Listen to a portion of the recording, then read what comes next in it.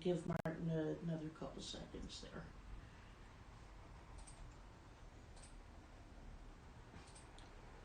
Good evening.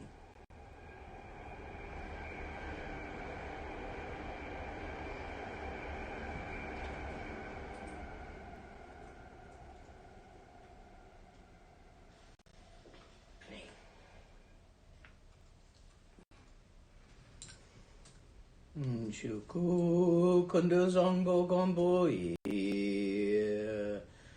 dorji samba garab dorji dang shire senge bardo shin labdi dedam abzan tata tusum chi zog chen jupe lama la solwa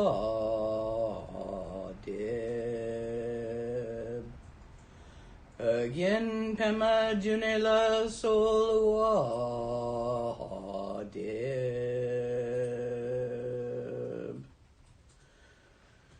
Dorje chang chi tilo narudang marpa mila gompo tatapa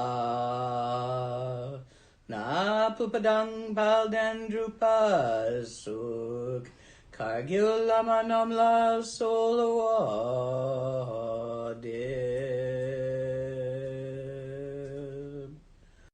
O chen lama namla solwa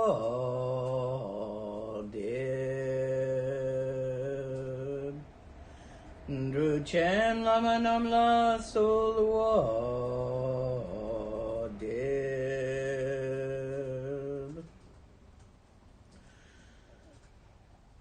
Sha chen lama namla solwa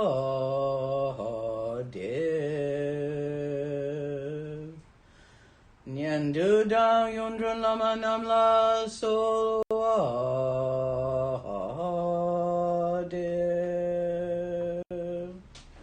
Pa kondu zhong dang yerme pa Gon garab dorji jin trak pa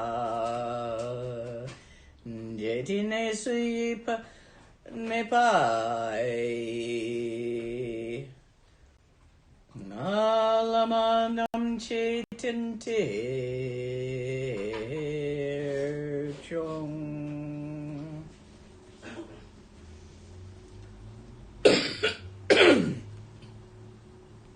So this morning, I said I would talk to you about working with emotions in K-Rim, not Zogrim, using the 1,000-arm Chenrezig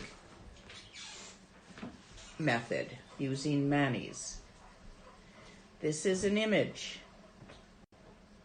of the 1,000-arm Chenrezig. If you Google 1,000-armed Chenrezig or 1,000-armed Avalokitesvara, you will find you'll find a wide variety of different tonkas of this. You're welcome to pick the one that pleases you.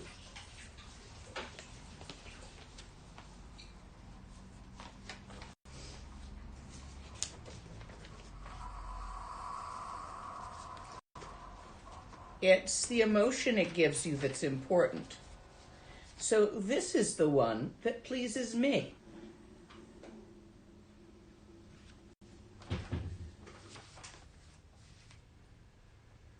It reminds me of a vision I had in the western sky long ago when I was building a monastery on the side of a hill in Nepal.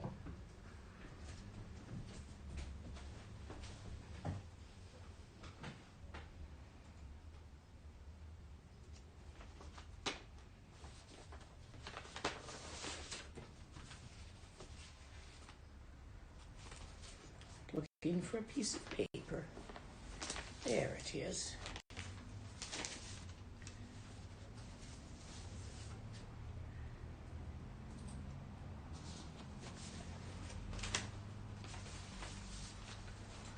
This is a way of working with emotions if you wish to tone them down. Again, we're in Krim, not Zogrim. We're working with method, the Daka aspect of the universe. Bodhisattva method, ways of being. In this method, when you have emotions, we divide emotions into 6 categories. Come here, template.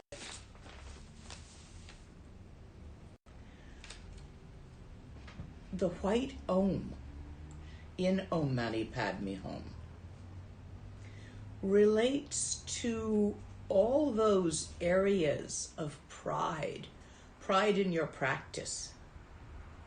That feeling you get when you think you are doing well, and of course it will include its flip side, the flip side of pride, which is thinking you're doing poorly, feeling embarrassed, humiliated. This is part of pride. To be above or to be below are activities of pride. To try to strut and put yourself on top. To try to be so sweet and humble and put yourself below. These are aspects of pride. They are extremes. They lack the balance, the dynamic balance of the middle way.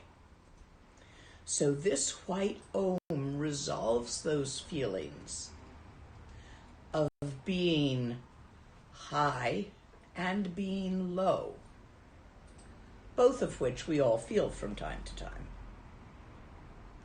This softens them, this lessens them.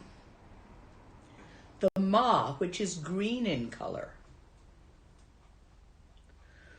relates to competitiveness. Everybody else is getting nyams, realizations, such and such. Why aren't I? Competitiveness. Everybody else has a teacher, fancy car, beautiful blonde hair, whatever. Why don't I? I've got the best one. Better than yours. You know these feelings. Consider how you feel when you walk into a cocktail party. And due to exactly who's there, you're either the most perfectly dressed or the fattest or the most cheaply dressed or the one with the best jewelry or the shyest or the not shyest, the life of the party. All those feelings, comparing yourself to others. This is the green color of the Ma. The Ma will soften those feelings, lessen them. The Ni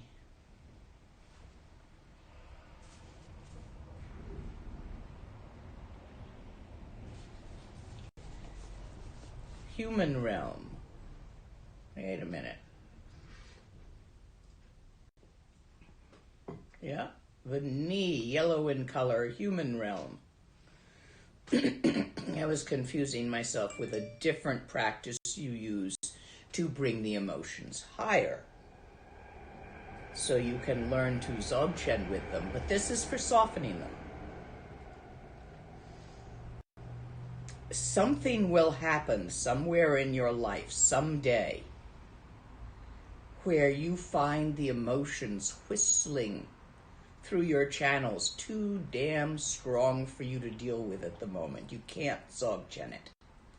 This is your emergency method, even if you're a Dzogchenpa.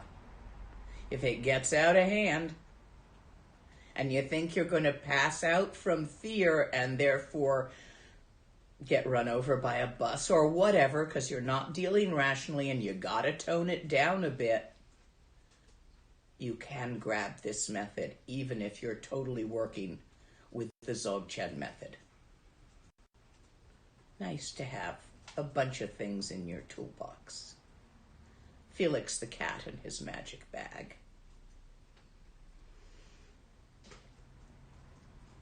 So the Ma is this, I'm thinking and I can't shut up.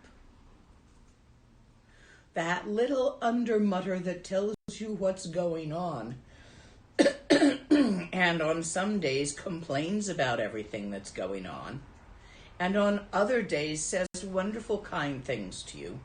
But either way, that undermutter, that constant nattering going on in the back of your speech chakra, talking to yourself, can't shut up, can't stop thinking. That's the human realm, the overthinking, the trying to explain everything, the trying to find out which reality is the real one, and driving yourself crazy doing it. The true reality, the truth, is that it's neither like this nor like that. And all the effort you put into trying to figure out whether it is like this or like that is utterly futile. So this slows and softens the nattering, the sound of your own wheels that makes you crazy.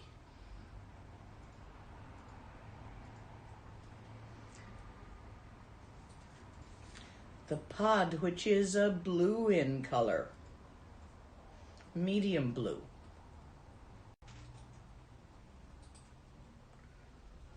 I'd call it daytime sky blue with no pollution at low altitude.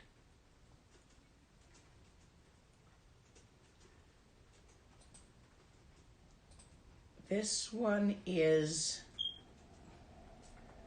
it's the way you keep your energy channels wrapped around yourself like this. The tightness, the nearbyness, the self-focusedness. All day yesterday, thinking. Y'all been thinking. Unfortunately, mostly, aside from a few bits of trying to follow the instructions to turn your attention outwards, you've been thinking about yourself, your life, your stuff, your to-do list, your supper. Yeah, you have. And sometimes the only way out of that is a good sci-fi book or a movie where you think about imaginary people. And it feels good, doesn't it? To relax a little bit and get out of your own damn silly, circumscribed, boring, scary, obnoxious little life, which you are probably quite sick of by now, from time to time, and totally enthusiastic about from other time to time, because it goes up and down, and it's constantly in a state of change, your feelings, your emotions, and they're totally interwoven with your thoughts and your sensory organ perceptions, which are interpreted by thoughts, and then you have feelings about the interpretation. You don't have feelings about the sensation.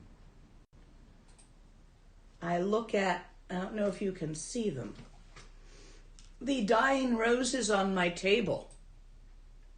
I can have the same visual sensation and smell sensation, and I can interpret that sensation as beauty, or these roses are going off. I really need to go cut fresh ones from the garden today. So I either just added to my to-do list or had a moment of visual pleasure and the feelings of that go ahead with either of those interpretations. The roses aren't what I'm feeling about. I'm feeling about what I thought about the roses.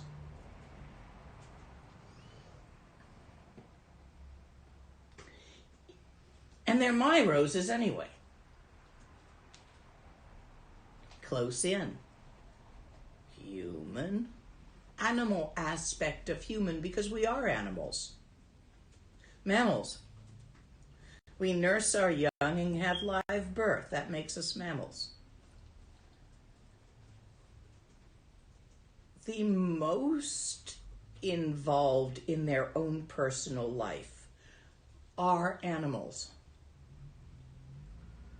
To the point that most, under wild circumstances, do not easily recognize other animals as alive. Your cat doesn't know the bug it's batting around is alive. I had a cat that did know that other critters were alive. That was Itty Bitty Kitty, but she was very unusual. She liked other animals, and not to eat either. She much preferred sushi fish to eat. She was a well-fed cat. The point I'm making is that if you look at your dog or your cat, their primary interest is in what they will eat. Even if it's on your plate, their interest in it is in them eating it, not you eating it. If you have salad on your plate, both of them will probably ignore you, except for the occasional dog who wants some anyway. I had a dog who quite liked salad, as long as it had ranch dressing on it. My granddaughter, I believe, found a method of getting rid of the salad she didn't want to eat. Just hold it under the, drench it with ranch, and hold it under the table. The point I'm making is that your dog is interested in you because you are its owner. You belong to its pack. Its pack. If someone enters its territory, they are interested in chasing them out. They are not interested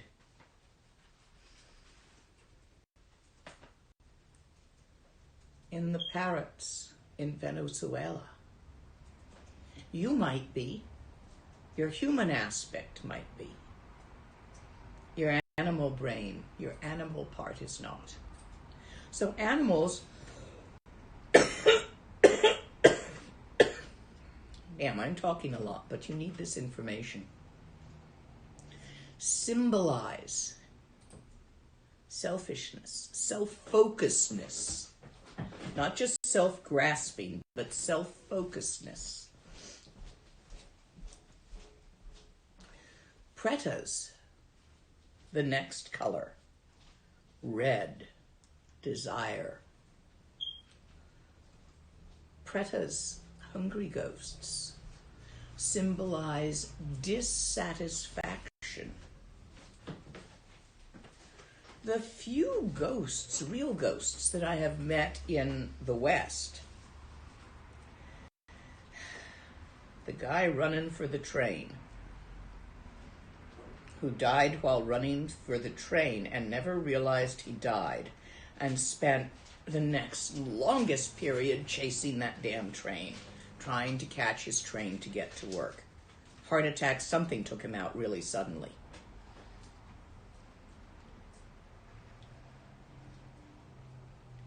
Ghosts have grasping.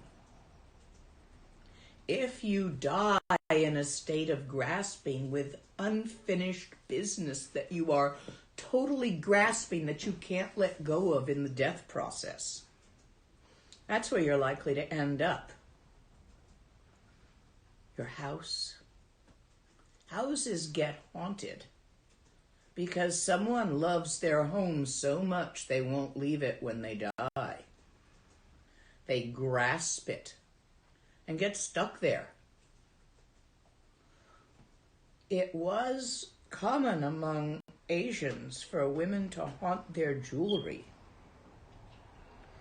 because all a woman owns in many of these cultures are her jewelry.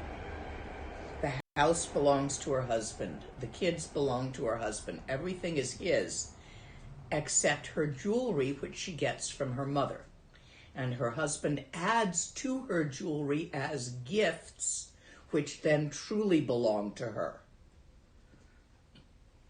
So it is the custom, when someone dies, to disperse their jewelry, divide it among the daughters of the household, sell some of it. What we do is we take all the possessions that the family isn't keeping, and in front of the funeral, we have a ceremony of funeral, we put them in a pile, and everyone comes among all their friends and acquaintances, and they choose what they want, what's useful. The old bucket, I could use an extra bucket. Oh, that's a really good cooking pot. I remember them using this cooking pot. Can I have this cooking pot so that every time I cook momos, I'll remember them? And so everybody takes what they want to remember the person, but they pay for it. They put money in. $5, $3, whatever that thing seems to be worth to them and to the family. It could be a little negotiation, but too much negotiation is considered bad form. To offer more than the thing is worth is considered good form in memory of your friend. Sometimes the family who is ostensibly, or you don't have a family member doing this, you have a distant cousin, someone who's not in grief, operating this, will always say, oh no, it's too much you're offering.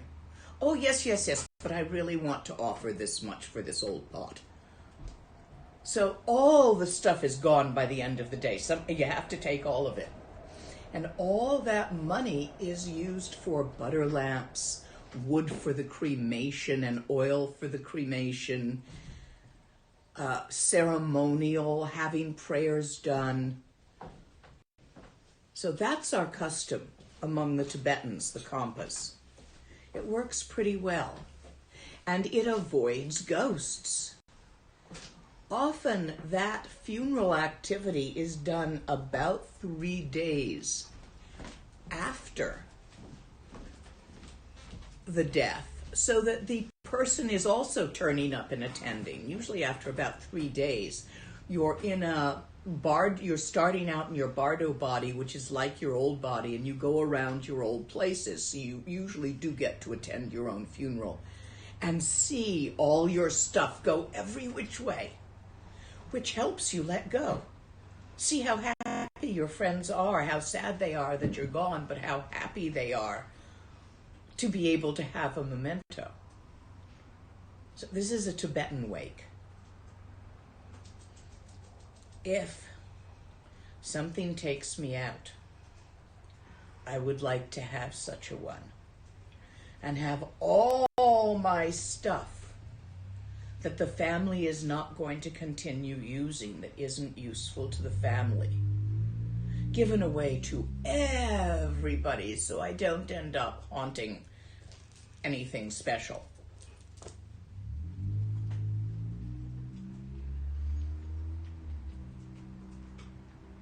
One does leave residue, shinlap, in certain frequently used power objects, which are usually given to practitioners. Often, whichever child of yours is the strongest practitioner will get some of those, such as the mala. And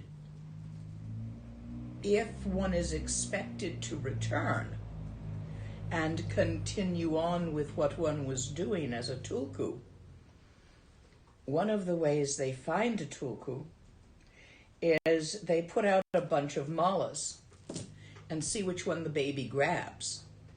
Most people will grab their own mala. I have spent so much time this life remaking every mala I get to look like the one I had in my last life, because that's how my mala is supposed to look. It's so instinctive to grab for your stuff. I always get 9-pointed dorjies and bells because that's how my dorji and bell looks.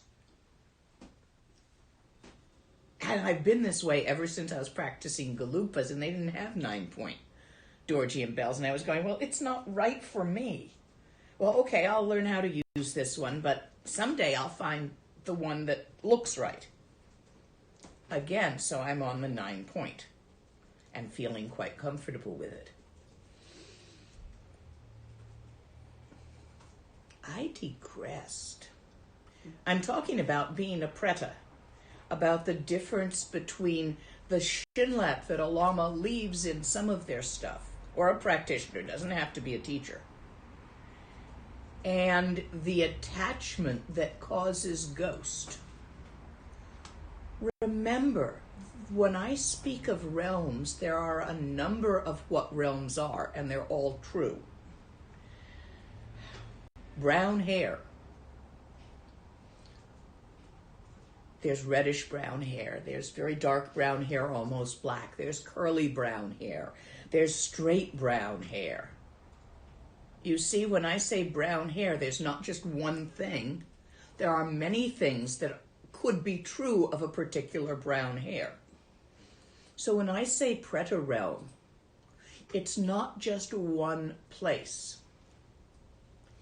It is many places, some planets, some existence visible from the human realm, some existence not visible from the human realm, some places which are other planets, some places which are this planet in certain places at certain times. Ever lived through a famine? They're hard. You watch the kids die. The kids die first. When there's no food. They don't have the reserves the grown-ups do. And even if they live, they don't turn out okay. Pretas. It is said that Pretas are very fertile. They have hundreds of babies. This is both a symbol of the dangers of overpopulation and a description of a place. Both, not either. The ghosts that haunt the old house you buy, that you need to convince that they're dead, or that they like you as roommates, one or the other, to have peace and not get your stuff broken. The worst is kids that die as teenagers. Oh God, if they ghost, they are really troublesome because they have so much energy. Last thing you want is a house with a teenage ghost in it.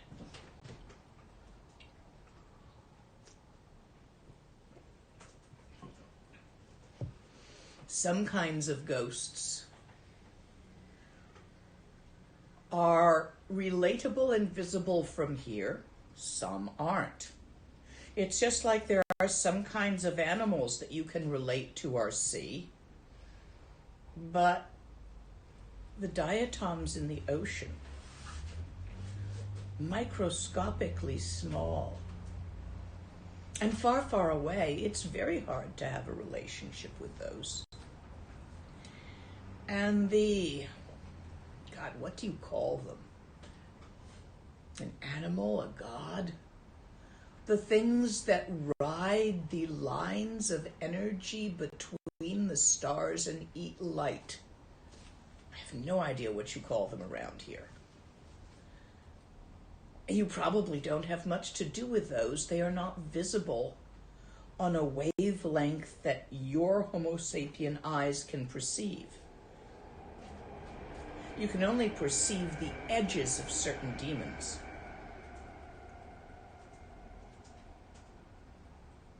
The light that they reflect is not, it's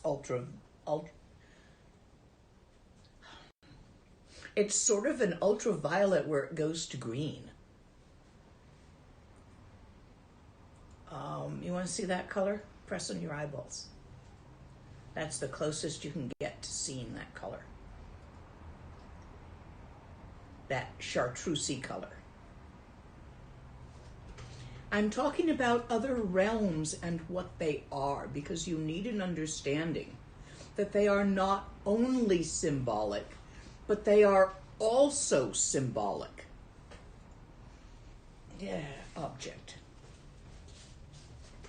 Come here, object. You're in here. I know I stuck you in here.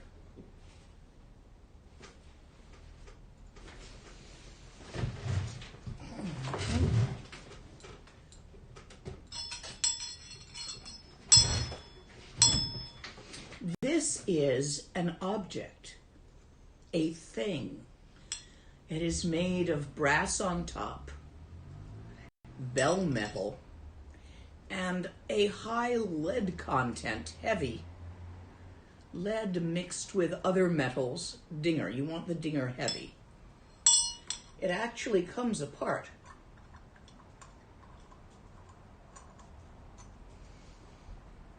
I know this because one time it was ringing it and it came apart. Before then I hadn't really noticed. Tibetans usually hold it together with, they add sealing wax so it doesn't come apart while you're ringing it in a long ceremony. I haven't bothered on this one. I don't do such long ceremonies these days to put it in danger, so I just give it a good screw in when I take it out. This has full material existence, see? But it is also a symbol of the Dakini. The sound of the chiming of Dakini singing.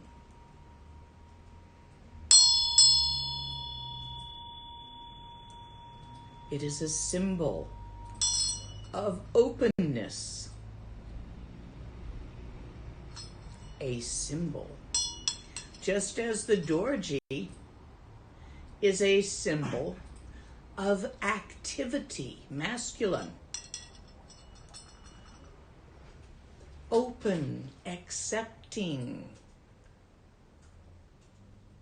loving, permitting, sky-like spaciousness. The dance of form within, open, permitting, sky-like spaciousness. This is a thing, an actual solid thing made by a man, the metal mined by men, people. Held in a hand, I can taste it, smell it, see it, hear it, touch it and feel it. But it is also a symbol. So in this way, the 6 realms are real places. They exist as places. And they exist as symbols. The places are also symbols. Everything in the universe is a symbol. When you dream, and you see a black dog, what that means to you is what a black dog symbolizes to you. Did you once have a black dog you loved very much? Did a black dog once bite you when you were a child? Depending on these 2 past experiences, the black dog in your dream may have completely different symbolism to you. All phenomena arises in mind as a symbol of itself. I believe that's a slightly indirect quote from Dujon Rinpoche. A text that I will probably, for those of you making the retreat next week, be opening. To get back to working with emotions. The Preta realm is a symbol of desire and grasping. It is also a place, it is also a state of being, which you can enter into by being born in that place, or you can enter into in another place because you fell into it. You try surviving as a young single mother in a poor country with 3 kids under 5. You're gonna feel grasping. You cannot not, as a mother, grasp for food to feed the babies, for a little time to put your feet up. Preta. It's both a place and an experience, and a symbol of an emotion which you will experience in the course of life. I want to make this very clear because many people really don't understand what the realms are and see them either as only places or only symbols, on account of everybody's trying to find out if it's either this or that, and it never is. Then we have the dark blue-black. This is the color of the sky at night. Not quite black, but very, very dark blue at altitude. This is the Hong. And this is the hell realm. Fear and anger are the feelings that create it. And in fact, it is very hard to feel one without the other. Think of who you might be angry at.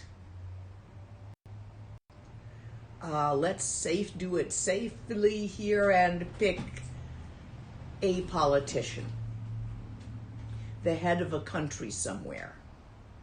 Maybe yours, maybe you have a good government, pick somebody else's chief, who you think is, who you are really quite angry at, for what they have done, for how they have hurt people. Examine your feeling and you'll notice that if you didn't feel fear of what that person might do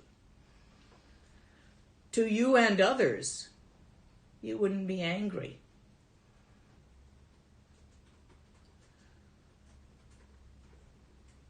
Are you angry at those who, in science, study animals without kindness, harming them and not caring? If you are angry at them, it's because you are afraid of what they might do. If you are afraid of bored white cops, I picked the scariest thing I can think of. Spiders, which don't bother me but might bother some. I'd much rather have a barrel of spiders dumped on me than encounter a bored white cop. Angry at them for being like that and doing that to others. Can you see how the two are interwoven? Some of us are culturally trained not to manifest fear, so we flip it into anger before we even feel it. This is generally macho and is more common cultural imposition on those who have an outie. I had that one too, however, so it's not exclusively to guys. Some people are taught that being angry is bad and will make people not like you. And a good practitioner, a good woman, doesn't get angry. So before they can even feel pissed at somebody for their behavior, they immediately flip it into fear. At one point in a Dharma center I was in, there was a guy who was actually a student of mine, and he's pretty good. I really like him. And he was being obstreperous. which he does. He's got an obstreperous personality.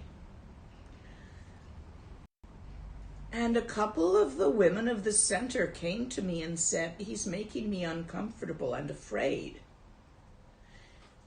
It was really, they were just pissed off at him for making a ruckus. I mean, he was in no way possibly a physical danger. Nor was he an emotional danger, because everybody knew he liked ruckuses.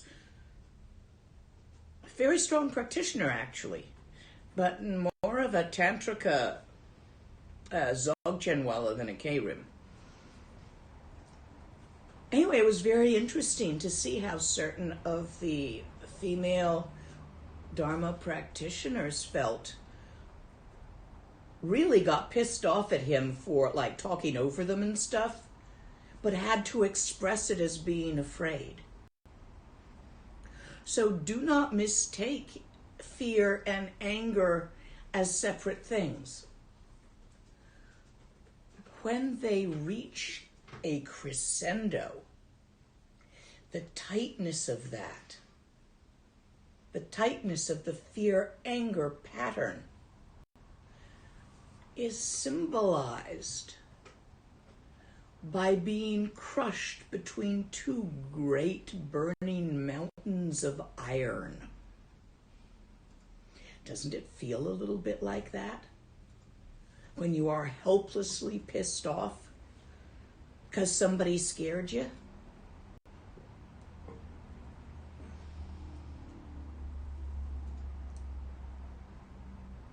It is a symbol, the hell realms. It is also a very real place.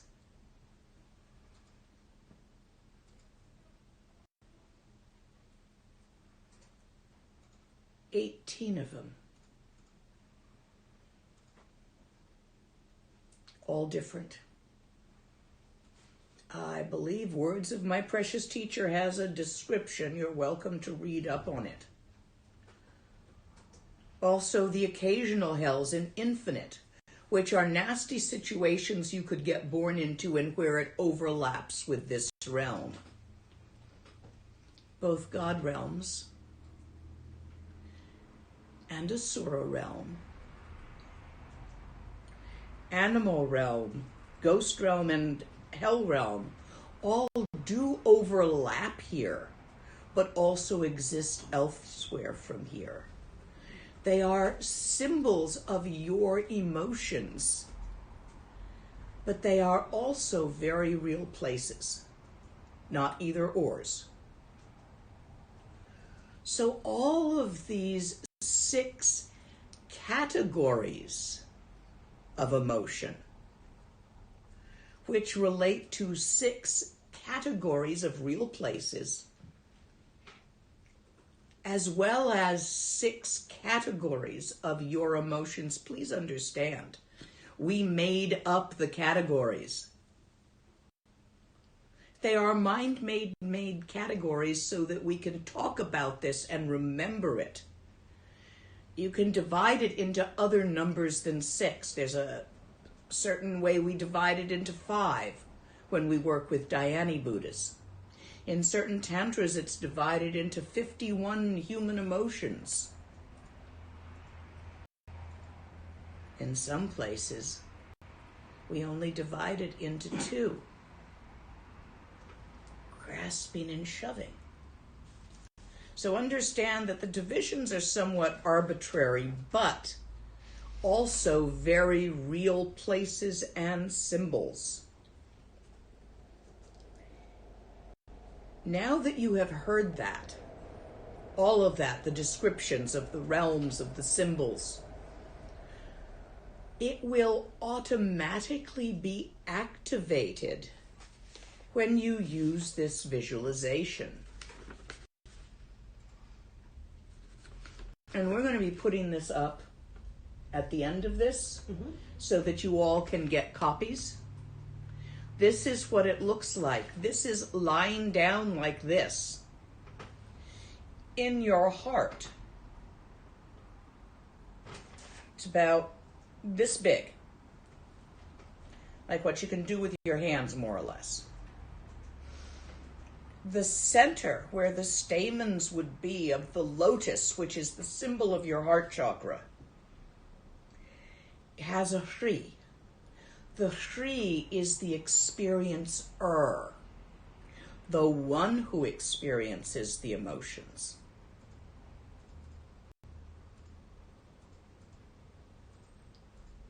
Which is the light, the clear light nature that pervades Dharmakaya nature of mind. The vitality in the vastness, which permits manifestation of phenomena. So that's the Hri, the light. Now, all of these colors, have you ever watched a many-colored thing turn really fast and you see white? Because when all the colors of light mix together, it makes white light. Like this white light, this clear light. Actually, it makes transparent light. We call it white sometimes. We call it clear. If I had a prism and I held it in this light, you would see rainbows of all these 6 colors.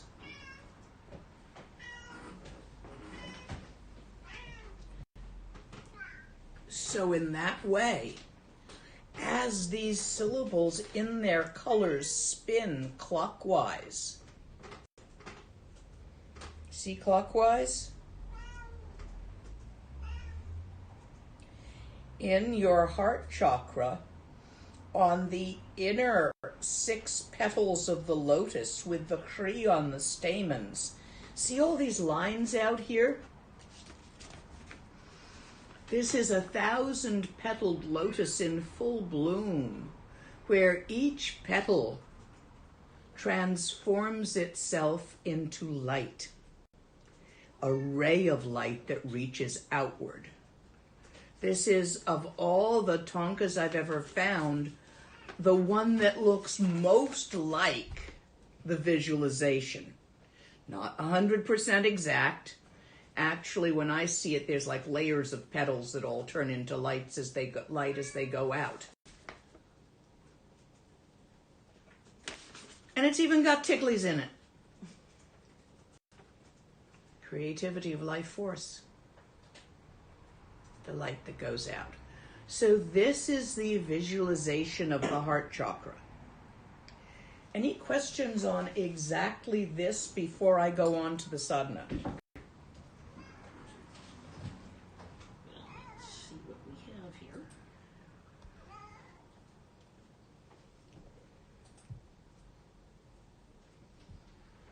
Specifically about the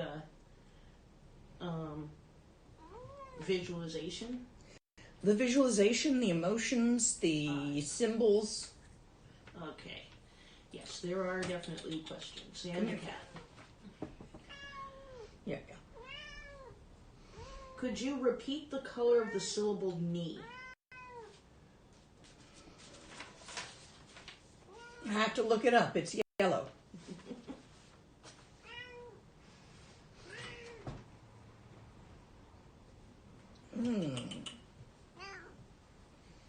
It's a talking cat because it's part Siamese. Yeah. You want to give the teaching? I'll take a day off? No? Do you want the next question? Yes. Or maybe I can pet a cat while I do questions. What are the signs for a long-time Dzogchen practitioner to be aware that their practice is maturing?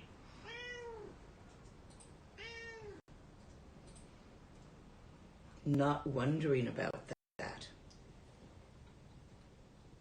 Literally, no longer trying to figure out where you are, whether it's good or bad today, whether you have achieved something or not. That's the sign of a long-time practitioner's success. Not asking that question anymore to yourself. Next.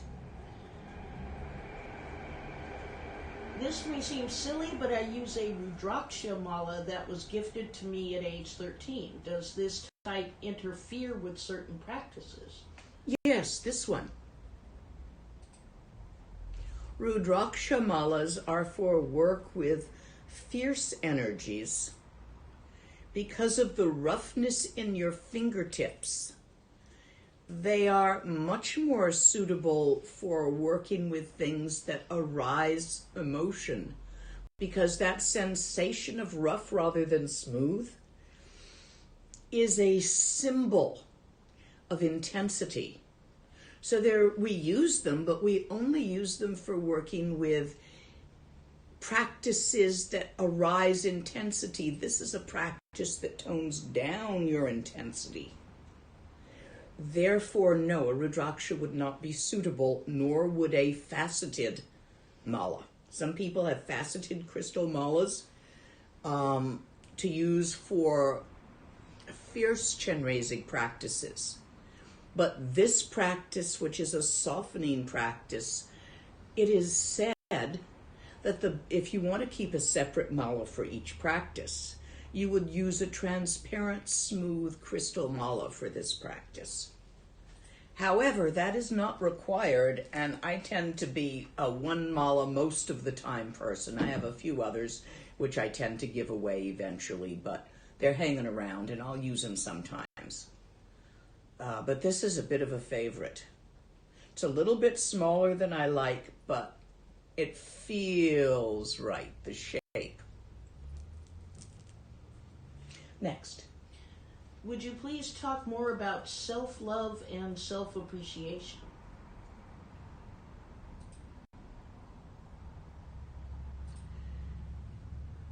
When you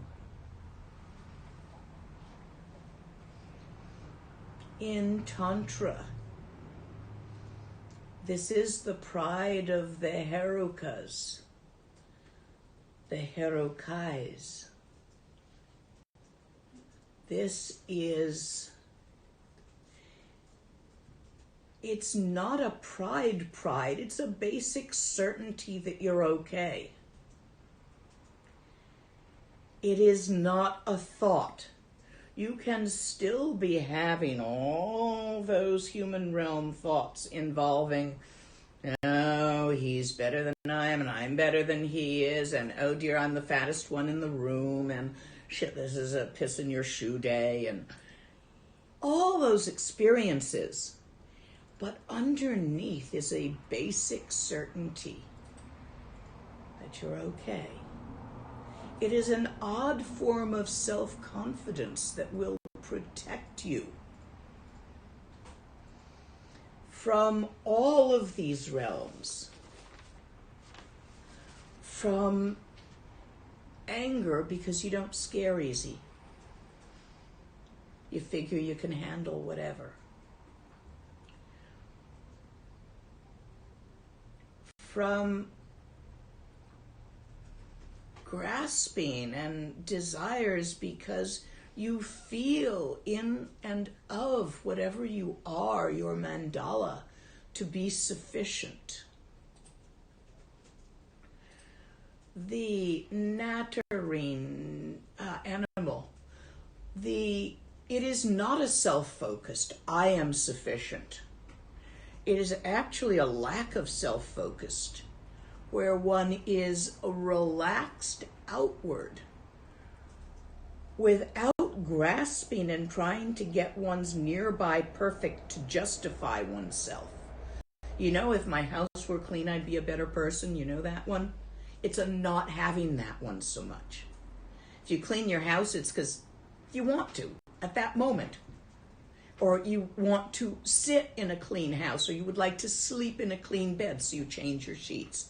Not because it makes you a good person and you have to justify your existence by doing it.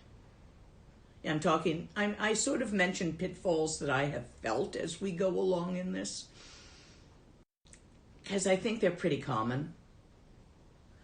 My granddaughter doesn't have that one about cleaning things, her room. I should get you guys in there to take a photo before she cleans it today. Why did you guys look at me? I'm suggesting we take the camera in there for a moment and show your room. No. Yeah. No. I thought you didn't care how people thought of you. Not random strangers. They're not strangers to me. Yeah, but they're strangers to her. Yes, so that matters. And I get that. It is the ability to allow the undermutter free rein without any compression, so that it is will-o'-the-wisp and not a distraction from your practice. It lacks the comparativeness, and it lacks the focusedness on goodness of the God realms, for it does not object to bad. It's the free. That's the self-love. Self-love of all life in the universe, for all life in the universe. It is Bodhisattva. And without the real Bodhisattva, you cannot really fully love yourself. It is by this practice, and you're going to identify with the free, which is the adamantine, unshakable pride of the Herokas, of the Herokais, masculine and feminine. It is not the kind of pride that goes like this. It's the kind of pride that... You ever meet the Dalai Lama? When nobody's talking to him or looking at him, I managed to watch him just walking around on his balcony one day from a quiet, discreet place where he couldn't see me. This was when he was visiting the statue. And his whole auric pattern, his energy channel pattern, was one of outward turned curiosity. It was wonderful to see. There was no self-grasping going on there. He may have his moments, but he wasn't having them that morning. He was looking around, looking at stuff, at the sky, the flowers, the birds, the bugs, the plants, everything, with a benevolent but not above, wondrous curiosity in the symbols arising in his mind or whatever. It was lovely to see. I thought to myself, shit, I wish I could be like that more. That's the free. The complete openness of awareness, aware, without a specific object, but inclusive of all objects. That's the true self-love. So as we do this sadhana, feel yourself, both feel this occurring in your heart and feel yourself as your real self, your true self, as the free in the middle of your heart. Other questions? A couple of different questions about the same thing, and it's about specific practices for each realm. One person wanted to know if there's a way to focus your practice on a specific realm if the emotions connected with that realm are more intense.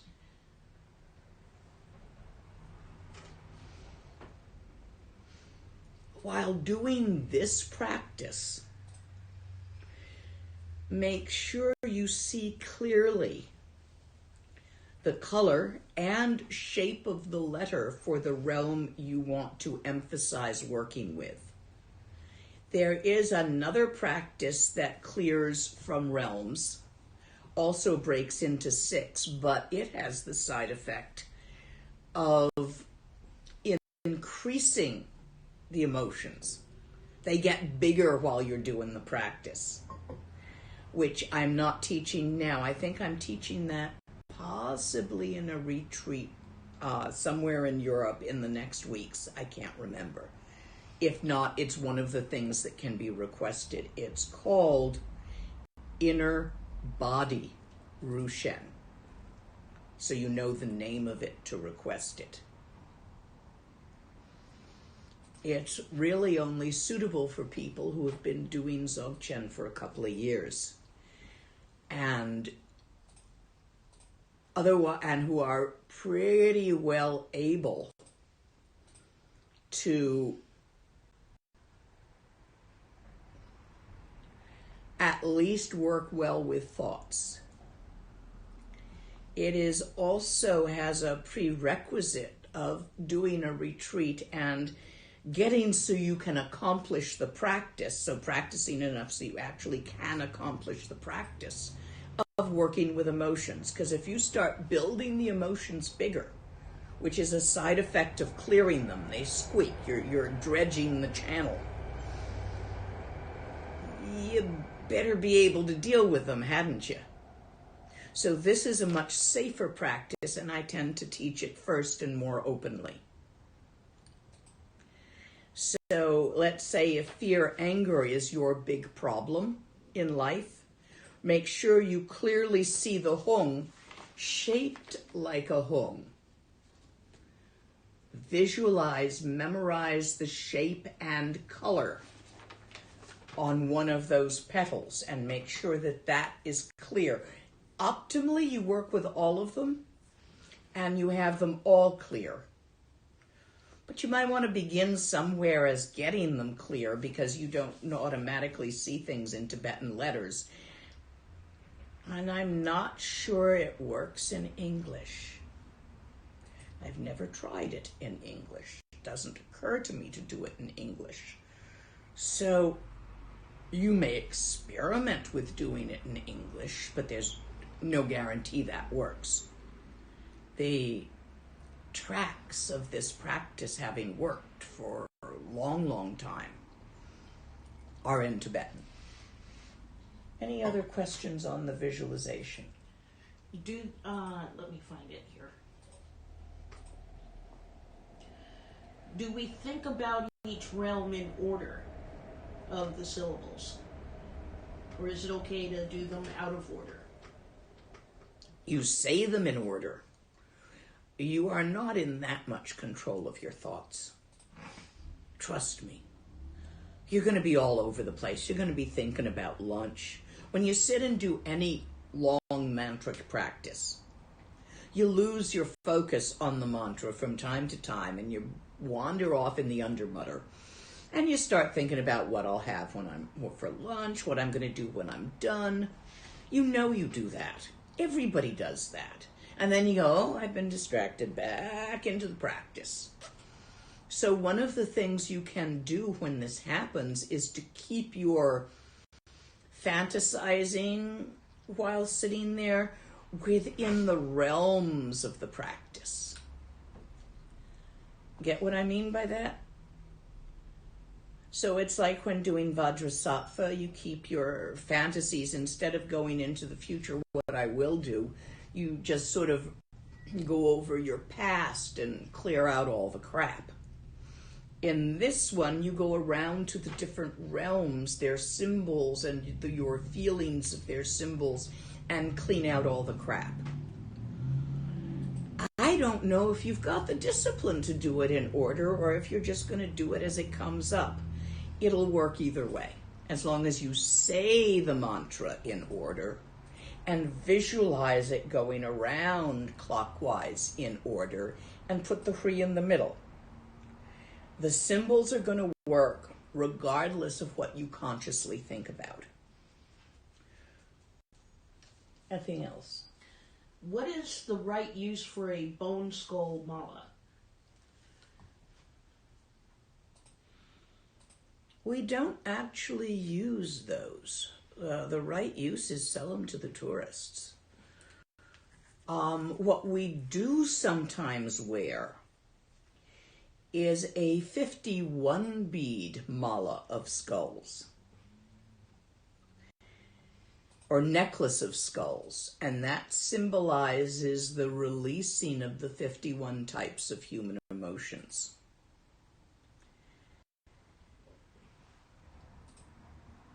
A bone skull mala may by some people be used for certain protectors or certain yidams who are adorned with bone ornaments, more or less to help you visualize and remember the visualization and the symbol of the bone ornaments. That's the best I can answer for that. It is not a Tibetan traditional thing, except possibly in certain exorcism ceremonial practices done to get demons out of here or there that I am not trained in. So I won't say they aren't used up there. Most of the yogis I know prefer Bodhi seed or plastic. They really like plastic. Plastic amber is a big favorite. It's smooth and warm to the touch, not cold and heavy like stone, but smooth and light like wood. A lot of them like wood also. Anything else in there? Do we say the Hri when we say the mantra? Again, your choice. The traditional is say it sometimes. There was a... Hang on. Let me find I just want to clear the questions about the visualization and the emotions up before I go on to the visualization.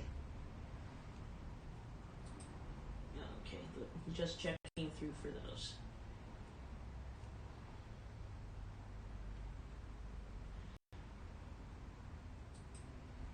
I think that's the last of the visualization questions. Okay. We'll get to other questions later. This isn't a super long visualization. So, where this visualization... One moment. I am not naturally a highly verbal person.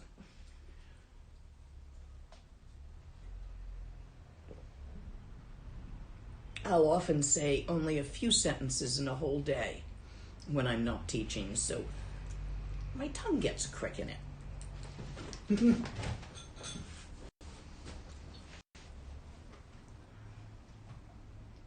Begin by remembering love. Those of you who have had babies, this is the easiest way. I want you to remember your baby right in that sweet spot in development when it's sleeping through the night, but it's not yet crawling around and getting into everything and driving you crazy. There's a little sweet spot in there. Might only last a week or two, but it's there. When they're easy. And remember how your baby smelled. Feel that feeling. Baby in your arms. Reaches, it looks into your eyes with total trust and adoration. Do you remember that? If you never had a baby, perhaps you had a puppy or a kitten that you loved. I had a possum that my cat Itty Bitty found and protected on the street. It had fallen from its mother. Little fetusy thing. And Itty Bitty stood over it and meowed for me to come while protecting it from other cats and dogs until I got there. And I brought it home and managed to save it. And raised it. They're marsupials, you say, so you have to keep them in a pouch So I raised it in my bra. He was a fine boy. Grew up big and strong. It was quite funny for a month or two there where I was going around with a possum in my bra, though, because I'd go into a tea shop and it would smell the cookies, and of course I'd get it a cookie and get me a cup of tea or coffee. And I'd be there ordering, and, you know, as the cookie comes, they heat them up, and you're getting your cookie, and the smell of the cookie is wafting, so this little beady nose pops out of my cleavage and sniffs at the cookie. And the reactions of baristas and other people in the coffee shop always amazed me, because most of them tried very hard to pretend that, yes, it was a possum, and it was in my bra because there were marsupials. He just sort of nodded with big eyes and said, I suppose that must make sense. I love that little guy. It's like having a baby going around for a couple of months with a possum in your bra. When you have loved something with that purity, not your lover. That's complex. That level of pure love has existed for you somewhere. For Tibetan monks who leave their mothers, young, to be taken to the monastery, 4 or 5, while still at the age that their parents are perfect, who are the complete loving, they think of their mothers, because that's their experience of uncomplex love at the age of 4 or 5.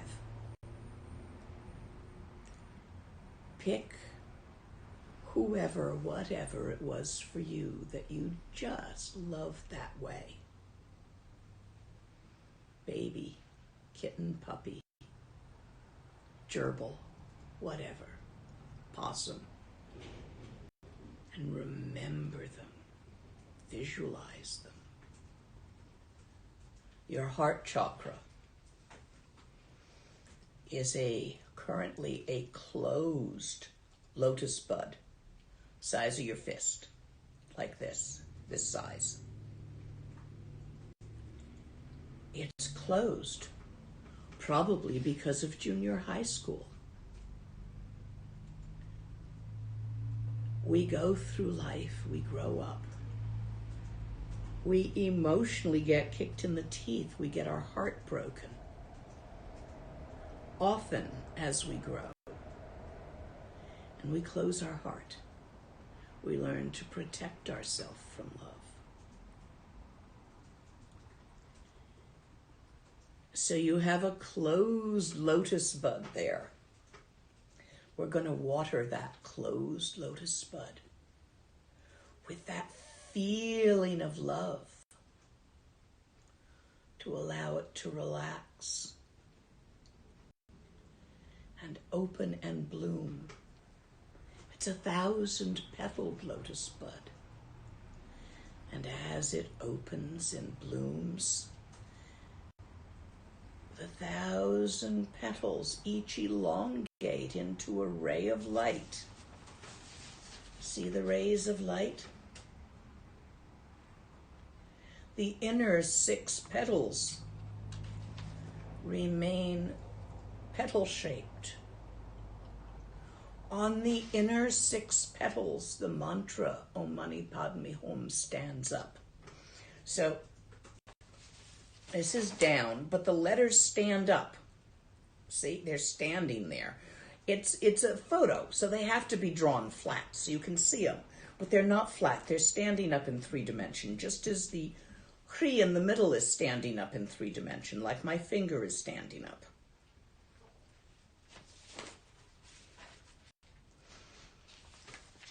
As the rays of light, as the lotus opens and the petals elongate into rays of light, each one of those rays reaches out and touches the heart, the closed lotus bud of another living being.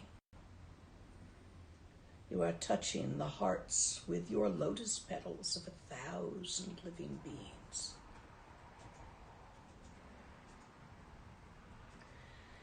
And the feeling of love with which you water your lotus, your love for your baby, puppy, kitten, possum, mother,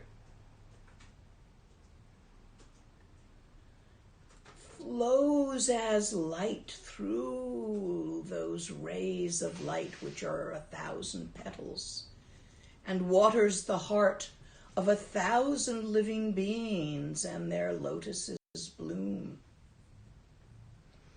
and the petals elongate. And for them also there's a hurry in the middle and a mantra going around. And the petals elongate and extend out to 1,000 living beings. And in the same way, elongate. Reach out, touch, and water with the feeling of love. And while this is going on, while this is proliferating throughout the universe, including all dimensions, so this will proliferate into the bacteria in your gut, the bacteria in other beings' gut. It will proliferate across time into the past and into the future. It will reach out and proliferate by thousands, by orders of 1,000. For each time it's 1,000 times the number of thousands it has already been. You see how this grows? And it reaches out across time, and it reaches out through the dream time and the Bardo into other realms and other planets. And it reaches out into the macrocosm and the microcosmic worlds beyond ken. And it reaches out to other planets and galaxies. It reaches out, proliferating by orders of 1,000.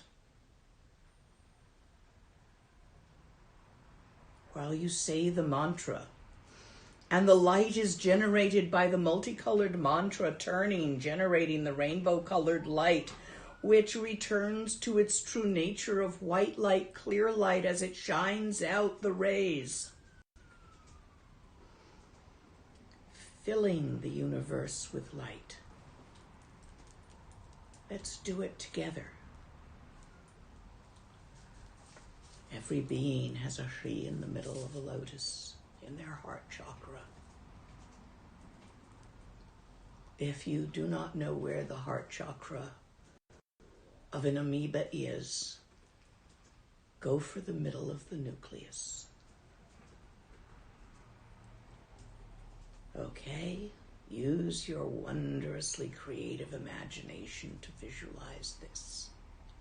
For the creativity is the result of the light shining by which you see. Do it with me. Sing the mantra out loud with me. Om mani padme hum mani mami hum mani mami hum. Om mani padme hum mani mami hum mani mami hum mani mami hum mani mami hum.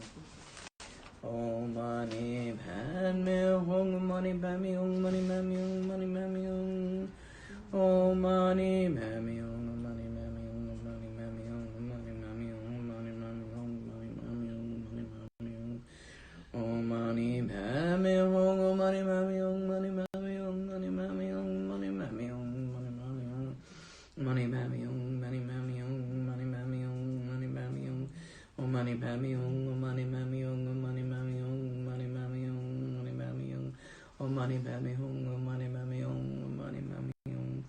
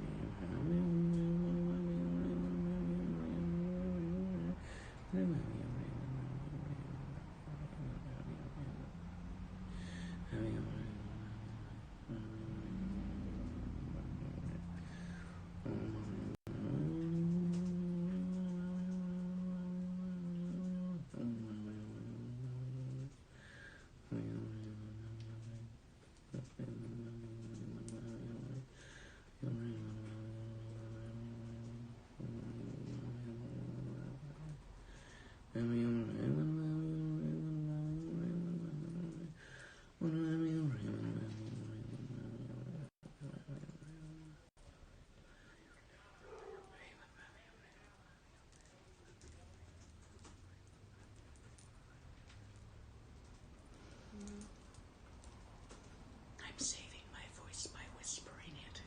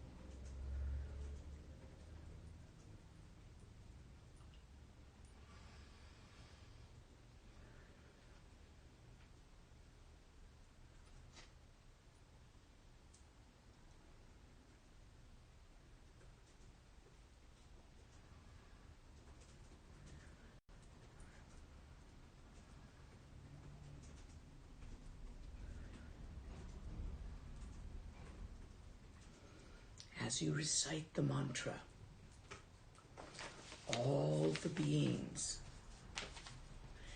as their heart chakras are fully opened, their 1,000 rays of light go out and touch others. And remember, you are among others for the others.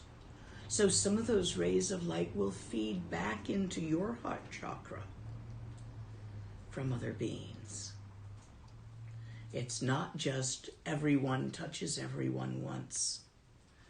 It proliferates till the light fills the universe, and every being comes to look like this to you. Billions upon trillions upon gazillions of 1,000-armed Chenrezigs, filling the vastness of space and time. And slowly, even the image of the form of Chenrezig fades into light. And there is so much light that it is hard to distinguish where the lines intersect. For each being has become nothing more than an intersection of lines of light, and there are so many lines of light that the universe is filled with light, solid with light, in an insubstantial way. And so finally the mantra reaches silence. The multicolors absorb into the frieze in the center. And the billions and millions and gazillions of frieze dissolve into light.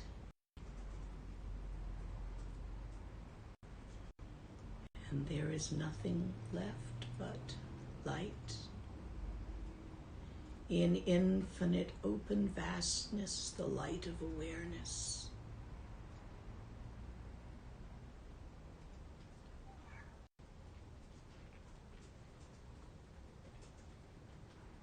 Rest there as light. In emptiness, as emptiness. And after a timeless time, because of light, as light, you who are the light, arise as the multiple forms of existence. Things made of light. Beings made of light. You arise as all of this and return to your daily reality. As light. All of it. The giggle of the sparkle. Cheers.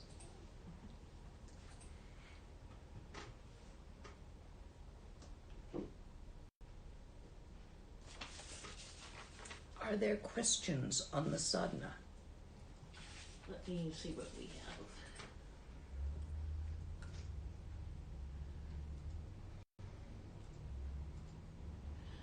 What happens to the heart chakra when you die?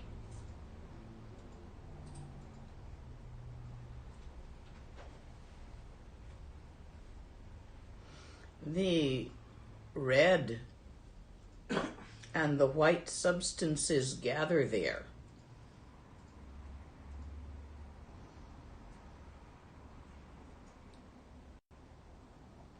And then eventually dissolve, releasing the 48 and 52, or 42 and 58, who remembers? That's escaped me for the moment. Peaceful archetypes of the heart chakra who dance the dance of the chi departing. And you rest as no thing and nowhere for a time. You reform like you do in sleep in a dream in the Bardo. With a imaginary heart chakra, head chakra, throat chakra, in the form you were in your past life at first. But just as it is called the Bardo of becoming, you become other things through the experiences and ideas that react to the experiences. And so you change until you are who you next will be.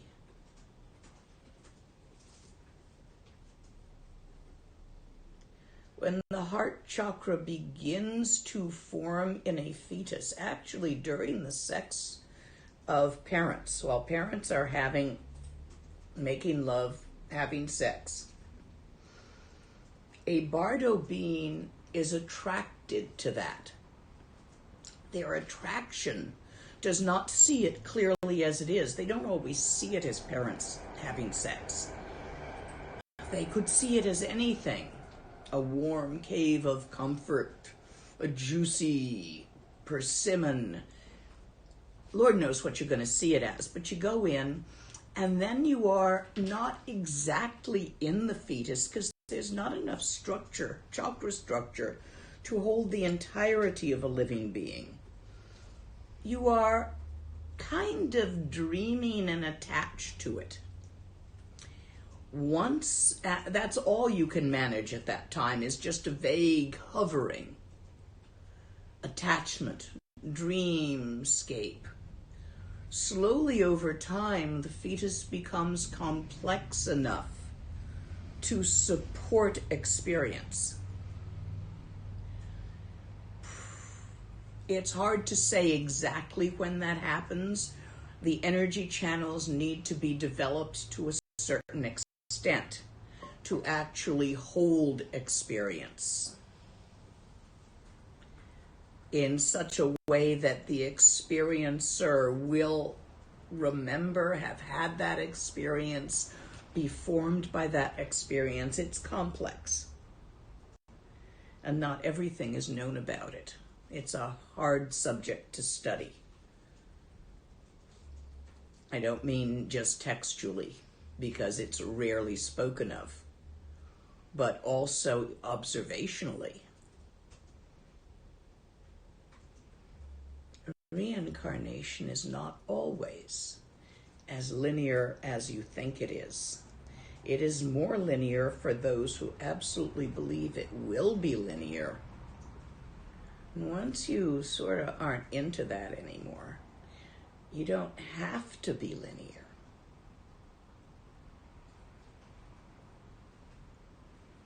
And time's funny anyway. I think I answered that as best I can. I think so too. There's more than one question about visualization. Yeah, I want those.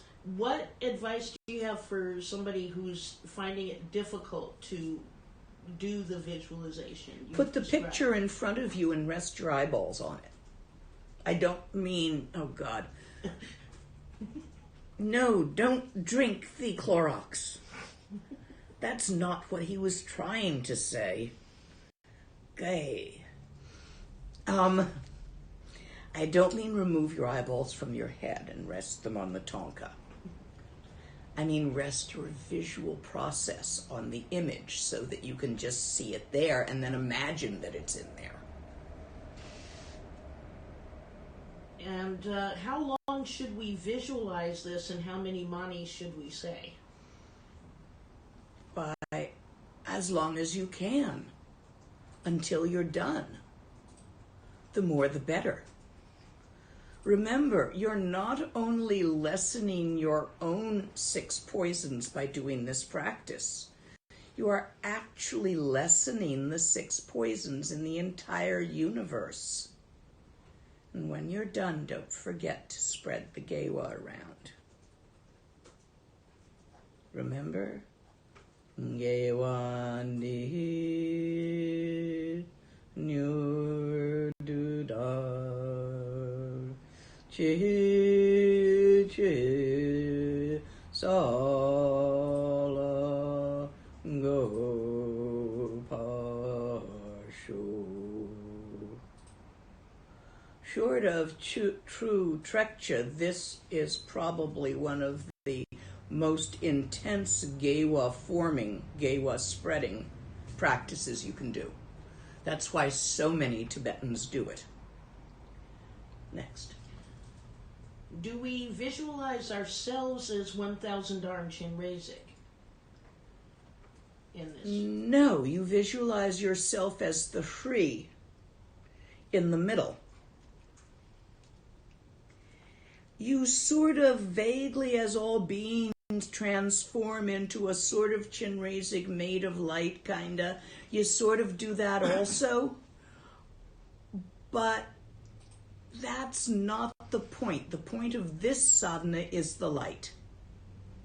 So yes, but you don't just visualize yourself as Chenrezig. You visualize all life in the universe as it is touched and blessed by this energy, gently transforming into Chenrezig, made of light. The Shris in the hearts are more important to visualize than get the form exact.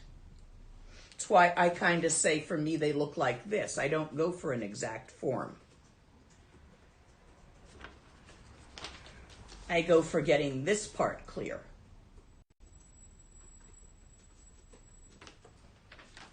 Next.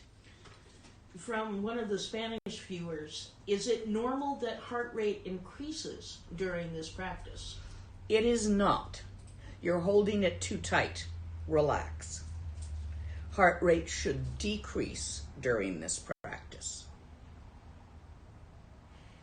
You should not be stimulating the sympathetic nervous system, but rather the parasympathetic nervous system. If you are getting an increase in heart rate, say your mantra more slowly, more relaxedly, and don't force the visualization as strongly. Gentle, gentle does it. Next. Let's see. Someone who's doing the visualization but is having difficulty visualizing the movement of the symbols. Do you have a record player? What you might do, I believe record players turn clockwise. If you have access to an old record player, or even an old record, you can cut the symbols out of paper, tape them so they stand up, and then turn the record a while so you can see what that would look like with the free in the middle. That might help you to visualize the movement. The movement is actually important. You can't just not have them move. Also a question about the rays going out and into all times. Does that also include one's past and future lives? Yes. In fact, when you have a PTSD from a past life, like you got burned at the stake during the Inquisition, or somebody murdered you in your last life, if you happen to be troubled by PTSD from there, you can send, and you have the memory, you can send the blessing of this back in time. You can even do it within this life if you had early trauma. You can send the blessing back through this life, within time, across time, and bless the heart of the child you were, suffering the trauma, and lighten the effects in that moment and change the past slightly. You won't necessarily change the physical past, but you can change how it felt. It's a very powerful practice across time and space. When I teach remembering past lives,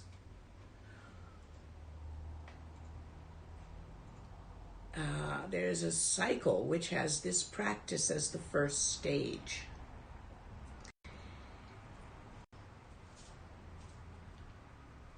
We could, after some time, return here and teach Tonglen as the second stage. But it will only be for people who have both received this practice and been practicing it since. After Tonglen is well accomplished, we'll teach you how to remember your past lives, but this will only be in a retreat setting. It might be an online retreat, but it won't be an open, anybody can tune in retreat. You'll have to have a code number and get on Zoom with me for it. But this is the beginning of that cycle. Because when you hit trauma, as you remember things, you need a way to soften that. And this is the method taught. Next question. Practices centering on Tara are advised during the pandemic, but can you speak to the effect of Chenrezig practice during this time? They're actually related two aspects of compassion. If mostly what you feel during the pandemic stuck home is an intensification of emotions which bother you, I recommend this practice. If your problems are more of a practical nature rather than of what's happening to you, rather than how you feel about what's happening to you. See, this addresses feelings, whereas Tara more addresses circumstances. So if you're out of work and you don't know how you're going to feed your family, and it's got you freaked out, you do Chenrezig. Whereas if you're not all that freaked out, but you are trying to find a solution, you do Tara. Do you see the balance? Nobody says you can't do both. You can do lots of things. Next. Okay, one moment. Because if you're freaked out, you won't be. A couple of people asking if they need an empowerment before doing this practice. Not this one. It is good if you get a Chenrezig empowerment. If there are any being offered online, I highly recommend them. But this is one of the few. This green Tara and a certain form of golden Manjushri that can actually be done without a wand.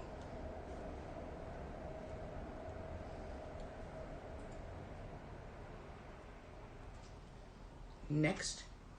Apparently the video hiccuped, so people are asking for a quick review of the colors of the petals and the movements in the visualization, how the syllables are standing up, and whether the petals are moving. We're going to put this online. Most of the petals reach out. The 6 inner petals turn.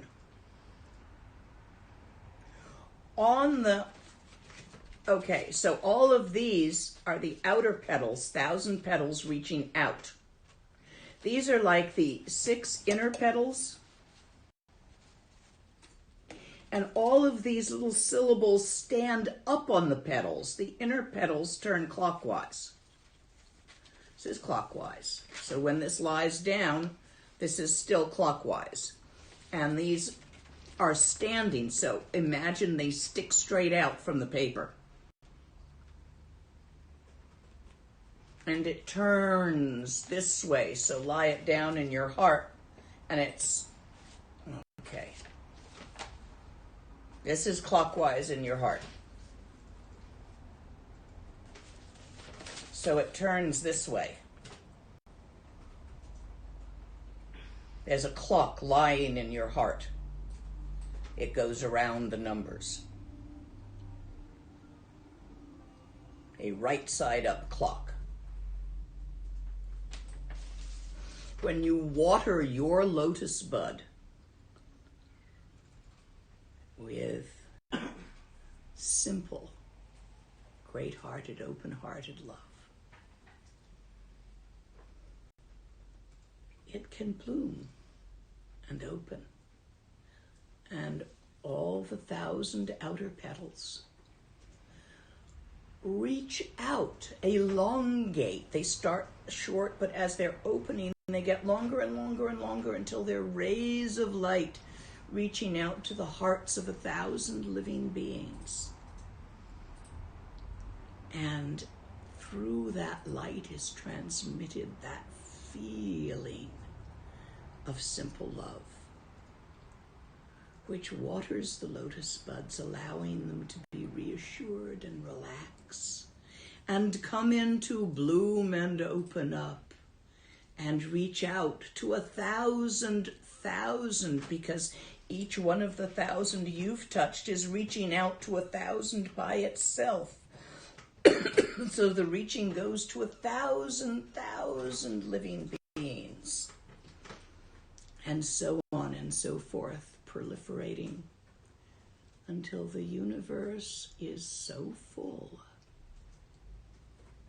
Each being, self included, once the lotus is in full bloom,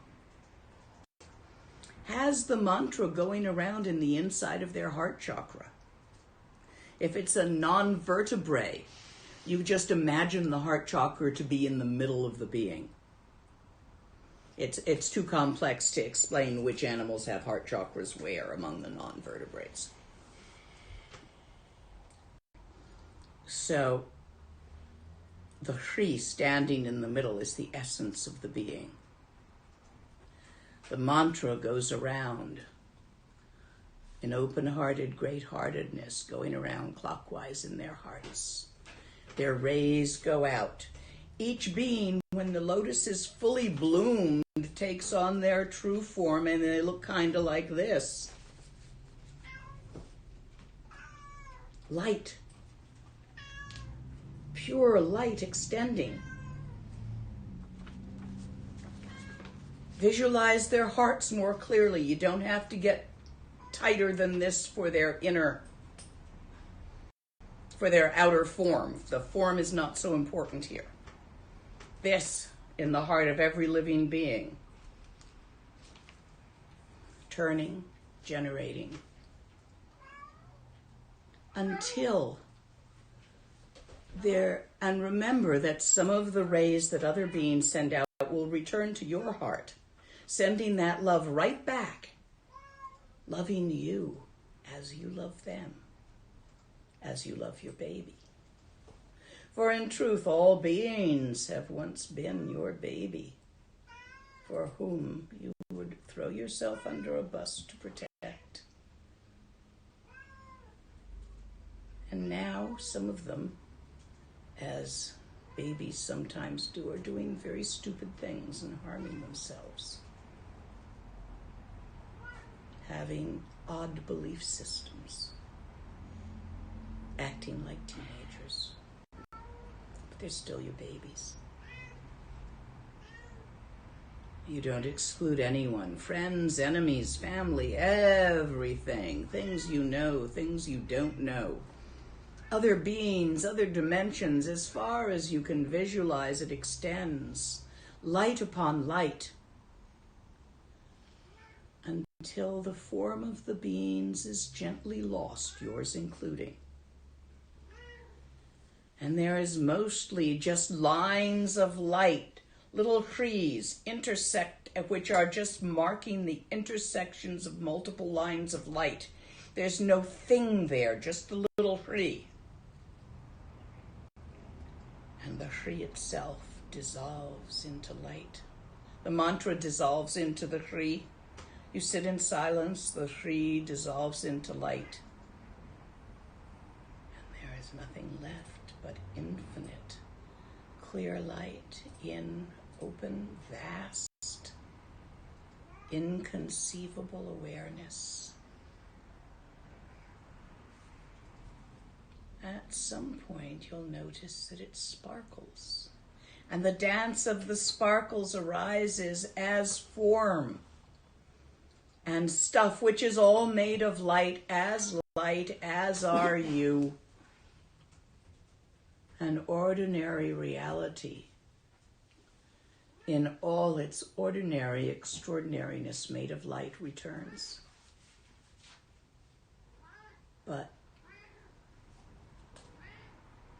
there's a little bit of difference in the solidity of what returns. You'll notice that eventually. Okay. Is it worthwhile using a prayer wheel alongside this practice? Mm-hmm. Yes, if you like to. Some people really like them. Next. A couple of questions about the practice going into past and future times and past and future lives. If reincarnation is not linear, can we also get PTSD from future lives? And why is it helpful to remember past lives? It's not that helpful to remember past lives, except for the purpose of having long body experiences. You see, we tend to look down on idiots. If you remember enough past lives and times you've been an utter idiot, you will have a lot more patience with current idiots because you've been there. If you remember just how many times you have had enemies and been in love, all of those crazy details of lives, it gives you a little bit looser perspective on your hopes and fears in this one, because you've been there, done that. And it helps you feel a certain amount of, I'm not sure I want to do all that crap over again. Out. So that's the purpose. Can you be traumatized by future lives? It is unusual, but it can happen. The universe is so vast and so full of infinite possibilities that almost anything you can imagine can happen, but much of it is not common. Next. Let me go through this a bit. Question about the different realms. How can we help someone close to us that we suspect is stuck in the Preta realm? By doing manis in their vicinity, softly and gently, not necessarily with them knowing it.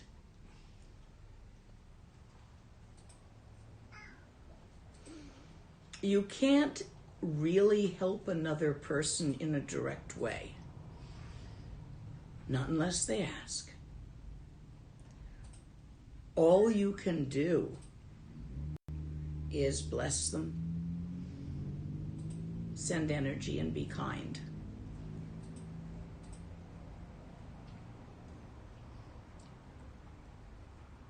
You can't teach people who don't ask for teachings.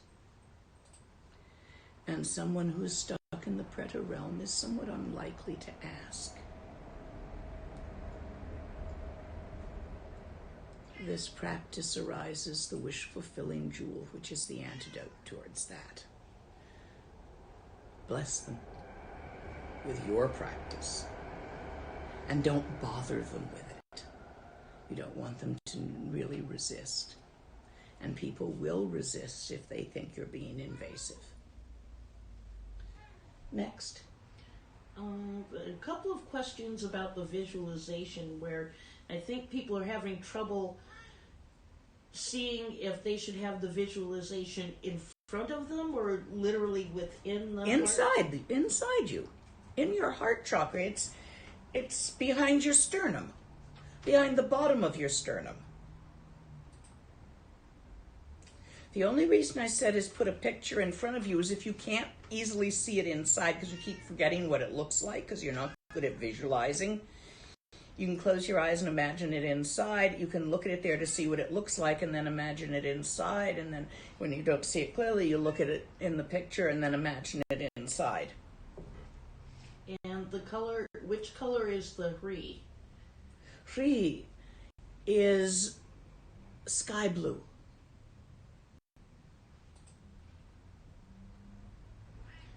And I think someone who tuned in late wanted to have... Oh, I'm sorry. Wait a minute.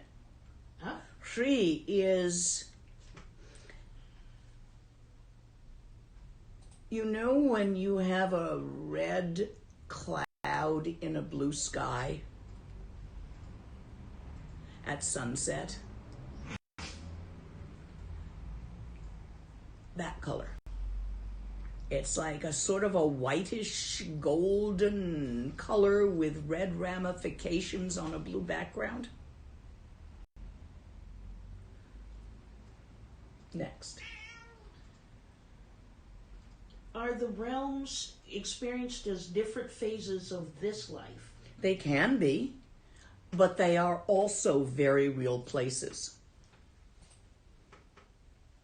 Remember, they have a number of ways they can be seen.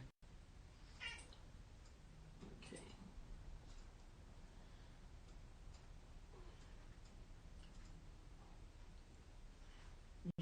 going through the questions here. We're getting further away from the visualization and into the more general ones. Can you explain why do ghosts get attached to people? I think of the hungry ghost realm. Because they're sticky? Why do you get attached to people? Same reason. Next. The me syllable, is it red? Omanapadme. Yes. Okay. I'm going to put this up there so you can actually see it. And put it up online. Kind of a complex question, but we'll roll with it.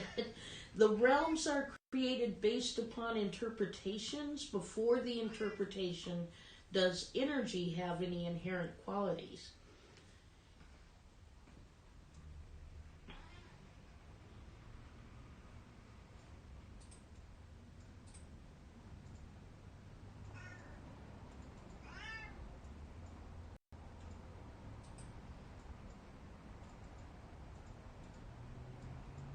No. And yes. Boy, is that one hard, the answer to that hard to get into words. Contemplate the Dharmata, and you'll see. And you aren't going to be able to talk about it either. Nah.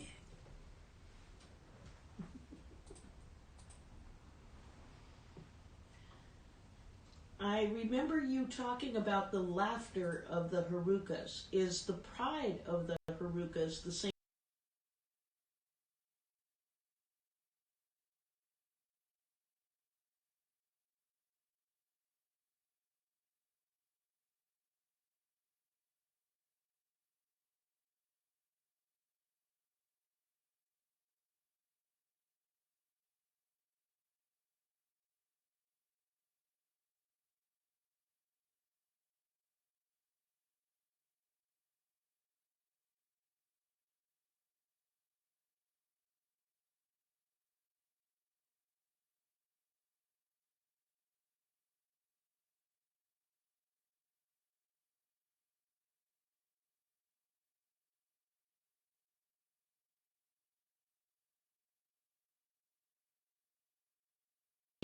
thing as that?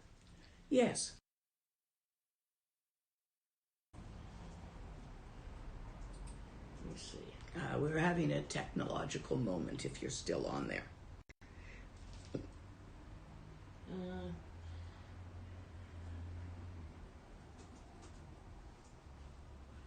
Okay. It looks like it hiccuped but may have come back. I need folks in the audience to let me know if that's the case. For example, a great deal of stress, which will constrict the channels around the heart, can set off a heart attack, constricting the channels, which will also constrict the blood vessels, so that if one has arteriosclerosis, it is likely to create a problem under great stress than under not stress, because the channels are going to affect it. And your emotions ride the winds in your channels. We getting any response that we're still on? Yeah, we're still on. Okay. Is there any couple more questions? General questions or questions related to the practice? Give me general. Okay. Or no, practice. Let's keep it with the practice first until we clean those out. Okay. Do you recite, if you recited the mantra to us and we repeat it after you, is this an oral transmission? Yes, it's a long.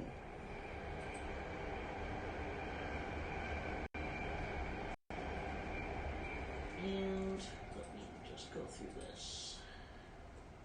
I presume when I said it to you, Om Mani Padme Hum, Kri, that you also said it. So the lung has been transmitted today, even though we didn't do the formal say it 3 times, because pretty much you all know this mantra.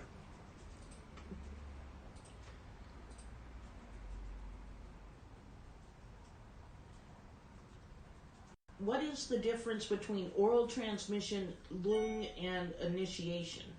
So what is usually translated as initiation, wong, in Tantra requires many bits of equipment, accoutrements, and ceremonial process. It's why I don't like doing them. You gotta make tormas, and they have to be real tormas. So you gotta go get some barley, roast the barley, grind the barley, mix it up, sculpt the torma. And that's just the beginning. So much better to go to teachers who have nice full monasteries of monks that just love doing that for them to get wongs. A difference in Dzogchen where the pointing out is considered the 4 wongs of Dzogchen and it does not require formality. But that's only in Dzogchen. The formality is absolutely required in all Keirim. Did that answer the question, Nyando? I think it did. Okay. Let me just go through. And a lung is simply permission to study given by somebody reading it to you. For this practice, do I need to take refuge before and dedicate merit after? And if so, which text do I use? No. For this practice, you need to arise bodhicitta before, with or without a text. It's the feeling that's important. And you need to dedicate the merits afterwards by wishing that all beings benefit from your actions. Keep it simple. If you wish to use a text and do some of the other things, taking refuge, generating bodhicitta through prayers, you are most welcome to do so, but it's not required. Next. Another question about using a prayer wheel with that. Yeah, go ahead and use a prayer wheel if you like to use a prayer wheel. So somebody is asking, so any person can practice the mantra even without a lung? No, they need a lung. You've had a lung today. Would you like another one? Repeat after me. Let's make this 100% clear. Om. Mani. Padme. Hung. Om Mani. Padme Hung. Om Mani Padme Hung. Shri. There you have it. Now, you can give this lung to someone else if they ask for it. They have to suck. You can only relay the Dharma as a straw. Your lineage is the milkshake. You can be the straw, but somebody's got to suck on the end of you for you to pass that milkshake through yourself. You are welcome to give the lung for this mantra to anyone who requests it of you. You may not give this lung to anyone who does not request it. No push. Next. Let's see.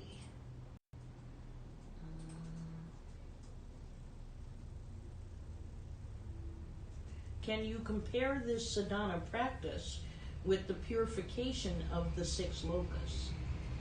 This sadhana soothes emotions and makes them less rough and bumpy so that they are either easier to deal with. The sadhana of the practice of the 6 lokas intensifies emotions as it purifies them. You will feel them more so during that practice.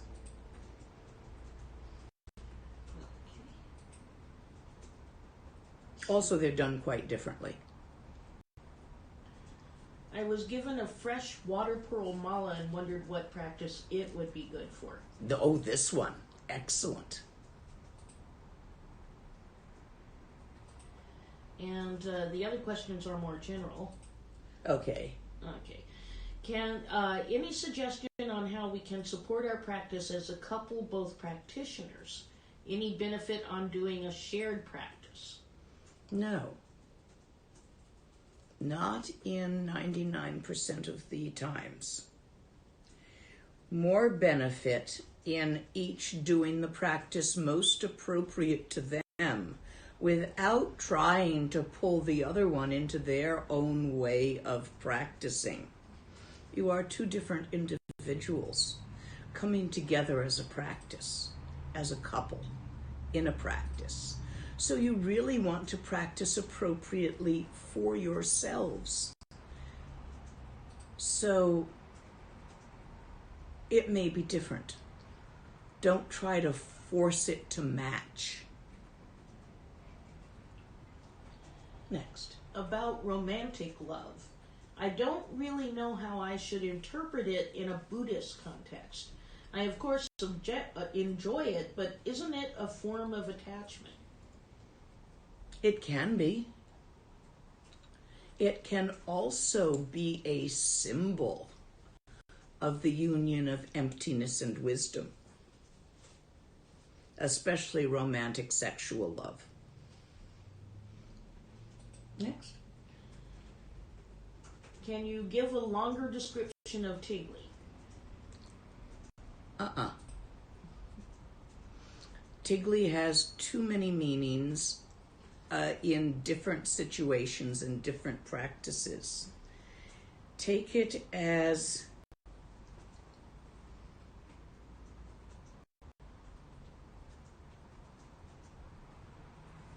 the sparkle of the clear light nature of infinite openness. Tigli.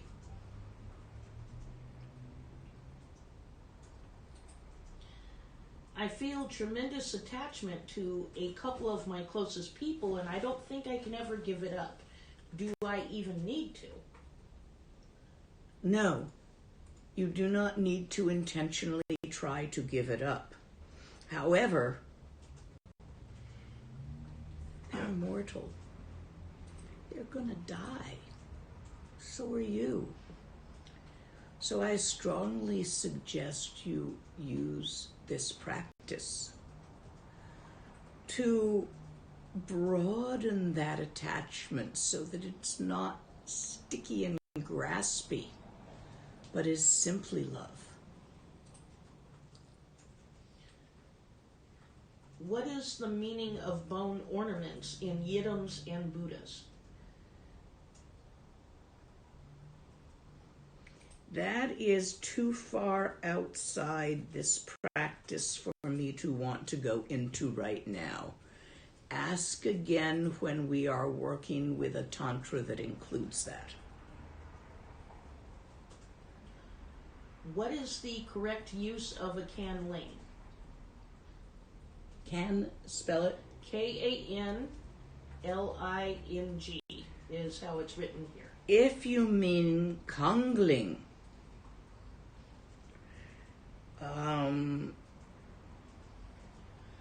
that is used in the practice of chud. Next. We're about through this, aren't we? We're about through this. Okay. We have about 5 questions left. Okay. If time is not linear, is it possible to be reborn in the past? Yes, but not likely.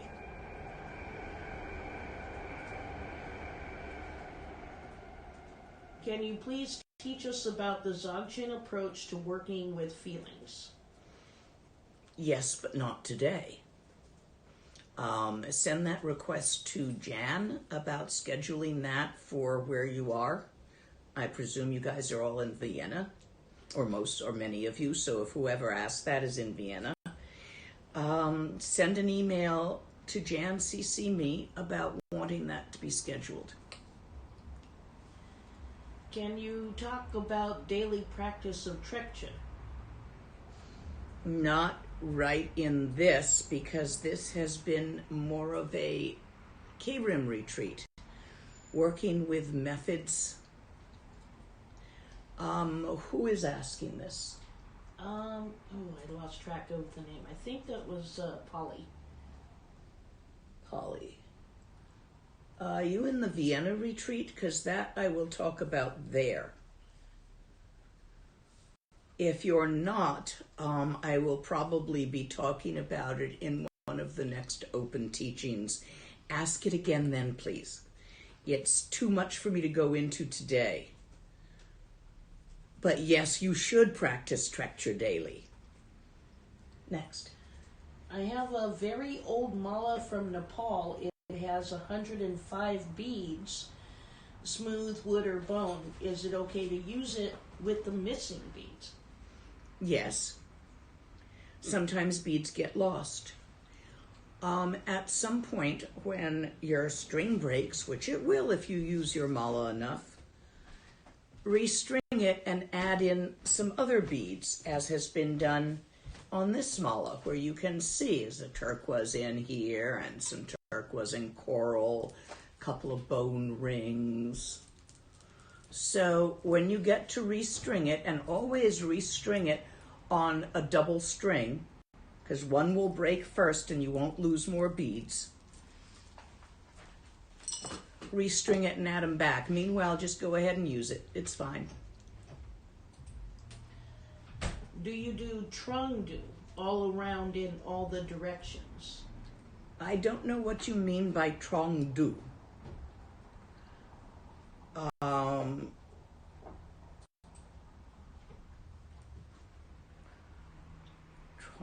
Trongdu. I don't know. Next. Do you give Dzogchen transmission? I do, often. Tune in next time. Okay. This was Bodhicitta transmission.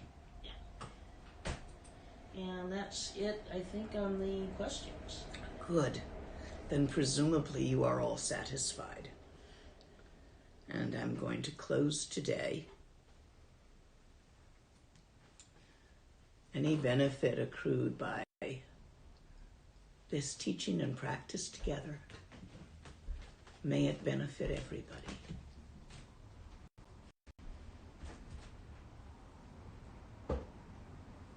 All beings throughout the three realms and the 4 times. So be it. We are complete. Okay.